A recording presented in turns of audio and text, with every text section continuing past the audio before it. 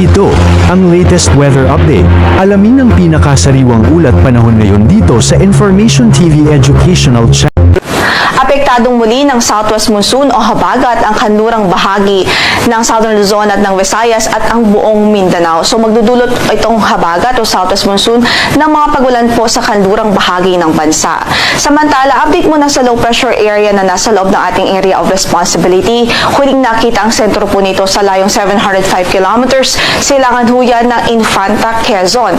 At sa kasalukuyan, yung trough nito or extension ay nagdudulot ng mga pagulan at nakakaapekto na sa silangang bahagi po ng Luzon at ng Visayas. Sa latest na analysis po natin ay may medium chance pa rin itong mabuo bilang isang bagyo. Ibig sabihin, ang chance nitong mabuo ay after 24 hours pa o beyond the 24-hour period. At sa kasalukuyan, sa ating analysis din, generally ay pa-west-northwestward pa rin ang kanyang pagtahak at posible po na mag-traverse ito o tumawid dito sa northern o kaya naman sa central Luzon sa mga susunod na araw. Kaya't patuloy po tayo magantabay sa updates ng Pag-asa at kung sakaling magbuo ito bilang isang bagyo, sa loob ng ating area of responsibility ay papangalanan ho natin itong si Bagyong Isang.